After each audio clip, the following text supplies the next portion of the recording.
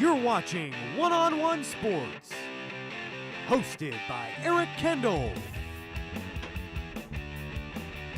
and Christian Bender, with resident experts Tom Waterman, Greg Brzezowski, and Alex Rosenbaum, Billy O'Riordan and Josh Norris,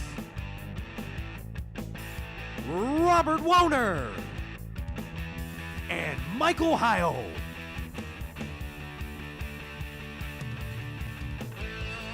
Paulo de la Fell and Alex Sharon. Christine Williams and Aaron Moger. Welcome to One-on-One Sports.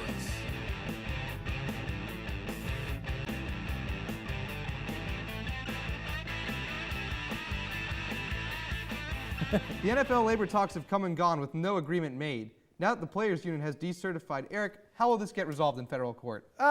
Okay, that's a really good question. I don't have the answer to that question. All I know is I see all these guys on television now. It's the race to win the public opinion battle. Exactly. You know what it was before it got to this point? It was everybody mum's the word. Now it's all these players, or Drew Brees especially, which is very surprising, very vocal about it.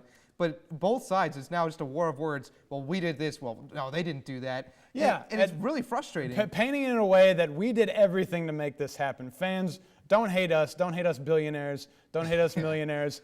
$9 billion on the table. It's their fault. Yeah, they've lined up to do that.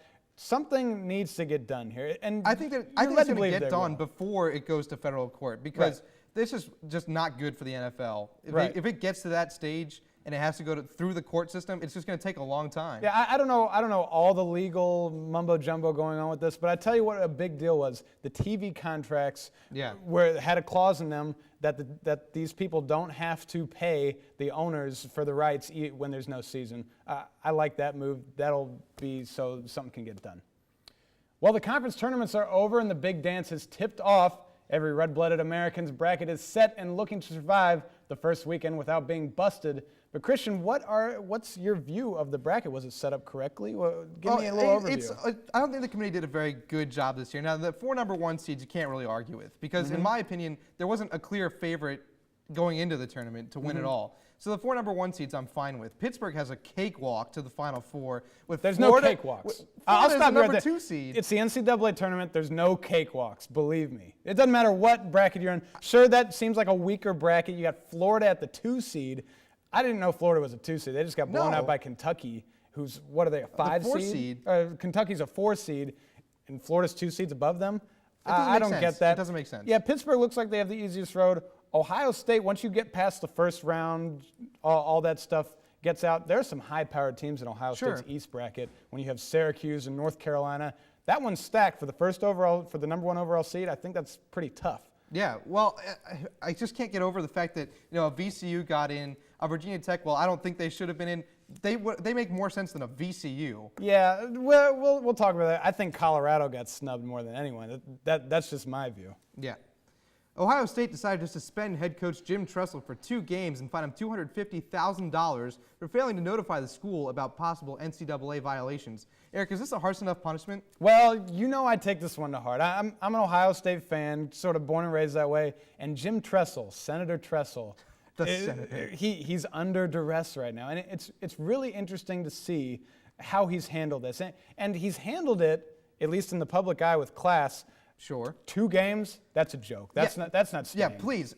This is ridiculous now. The NCAA and its punishments. This isn't an NCAA punishment. This is an Ohio State did this to him. But if the NCAA does not come down hard on Jim Tressel, then I have no faith in them whatsoever. Because for this, it's another recruiting violation thing, and they keep talking about. No, it's not recruiting. It has nothing to do with recruiting. I'm just correcting you there. There's nothing to do with recruiting in this. It's current players. No, there's not.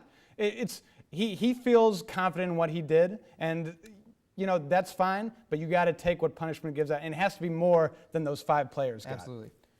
It's safe to say that the St. John's versus Rutgers game had a controversial ending, with what appeared to be a game-ending steal. A Red Storm player clearly stepped out of bounds with over a second still on the clock as he threw the ball up into the air.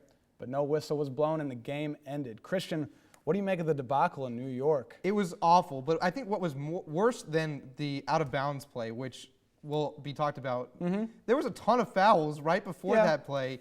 And the other thing that's to be said for that is that even though the refs messed up that call blatantly, what should have been a technical foul for throwing the ball in the air, besides stepping out of bounds, is that nobody could say that Rutgers would win that game. Even if they had that 1.7 seconds, there's no guarantee. I mean, you can't say. You got to give them the chance. Small picture, it's a huge deal. Referees stop officiating the game with seconds left on the clock. A guy steps out of bounds and you're ready to go home. That's a big deal. Big picture, what's the difference? I mean, Rutgers, St. John's lost the next game. Rutgers didn't really have a chance anyway. It's not a story. Former New York Giant running back Tiki Barber has decided to unretire and return to the NFL. At 36 years old and after missing the last 4 seasons, Eric, can he still be a viable option for a team? Well, when I first heard about this, Tiki Barber coming back, you think, oh, he still has that love for the game. It's like a Brett Favre situation. But you look into it, and this is sort of a forced hand by someone who leaves the game early is coming back for a reason. Ricky Williams isn't back because he loves the game. He needs a paycheck. It's the same with Tiki Barber. I believe it's that deal. I think he had a messy divorce. He has a new wife. He needs a paycheck. The thing is, though, at 36 years old, he's old. But that's 4 years of not being knocked around. So, there's a little bit less wear on him. And don't forget, this guy was coming off of his best seasons at the end of his career. So, no, he's not a viable first down, every down option for a team. But I think as a third down back, maybe in Tampa Bay, Rondé Barber, his brother there, LeGarrette Blount. That's an optimistic view. I'll let you have that one. I'm going pessimistic. It was a bad move.